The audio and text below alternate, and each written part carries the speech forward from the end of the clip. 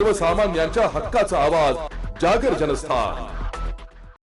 शहरात मुसळधार पावसाने ठिकठिकाणी तळे साचली आहे। गंगापूर, दारणा व इतर धरणातून पाण्याचा मोठा विसर्ग होत असल्याने नागरिकांना सतर्क राहण्याचे आवाहन आज दिनांक 28 सप्टेंबर रोजी दुपारी 4:30 वाजता पोलीस अधीक्षक बाळासाहेब पाटील यांनी केले। मध्यरात्रीपासून मुसळधार पावसाने विविध ठिकाणी नुकसान केले आहे। तसेच मोटरसायकल, चारचाकीसह छोटी मोठी दुकाने पाण्यात वाहून गेली। नागरिकांनी महत्त्वाचे काम असल्यास बाहेर निघण्याचे आवाहन पोलिसांमार्फत करण्यात आले आहे। नदीकाठी तसेच डोंगर परिसरात फिरण्याचे टाळावे। महानगरपालिकेच्या वतीने ठिकठिकाणी रस्त्यावर साचलेला गाळ काढण्याचे काम देखील सुरू झाले आहे। जागर जनस्थान करता संदीप नवसे, नाशिक। नाशिक जिल्ह्यामध्ये काल संध्याकाळपासून होत असलेल्या अतिवृष्टीचा परिणाम हा मोठ्या प्रमाणात विविध धरणांमधून विसर्ग होत आहे आणि या विसर्गामुळे नदीकाठच्या लोकांना सतर्कतेचा इशारा देण्यात आलेला आहे। याच्याबरोबरच ज्या ठिकाणी गर्दीचे ठिकाण आहेत, विशेषतः वनीगडावर यात्रा सुरू आहे, त्या ठिकाणी पर्वत असल्यामुळे दरडी कोसळण्याचा प्रकार किंवा इतर गोष्टी होऊ शकतात आणि अतिवृष्टीमुळे त्या ठिकाणचे रस्तेसुद्धा थोड्या प्रमाणात बंद होतात।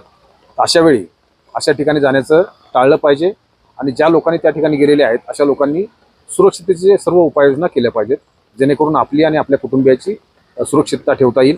याचबरोबर जिल्ह्यामध्ये जे इतर ठिकाणं आहेत की ज्या ठिकाणी पाण्याच्या विसर्गामुळे धबधबे निर्माण होतात, अशा ठिकाणी कृपया आपण जाऊ नये। अशा ठिकाणी धोका होण्याची शक्यता असते। सुरक्षिततेची उपाययोजना करून अत्यावश्यक असेल अशाच वेळी शक्यतो बाहेर पडावं आणि आपली आणि आपल्या कुटुंबियाची सुरक्षितता ठेवावी। धन्यवाद। तर अनेक धरणामधून अतिवृष्टीमुळे ओव्हरफ्लो झालेला आहे आणि त्याचा विसर्ग हा मोठ्या प्रमाणात सुरू आहे।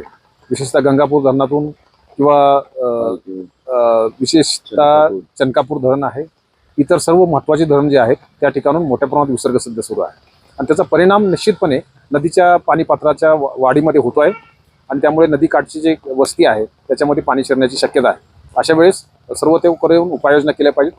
प्रशासनाने तशा सूचना दिलेल्या आहेत, त्यांचे परिपूर्ण पालन केलं पाहिजे आणि आपली आणि आपल्या कुटुंबियाची सुरक्षितता ठेवली पाहिजे। तर आज धबधब्याच्या ठिकाणी आम्ही विशेषतः लोकल सर्व स्थानिक पोलिसांना सूचना दिलेल्या आहेत, त्या ठिकाणी जाण्यासाठी मज्जाव केलेला आहे, कारण पाण्याचा फ्लो कधीही वाढू शकतो आणि त्याचा अंदाज न आल्यामुळे धोका होऊ शकतो।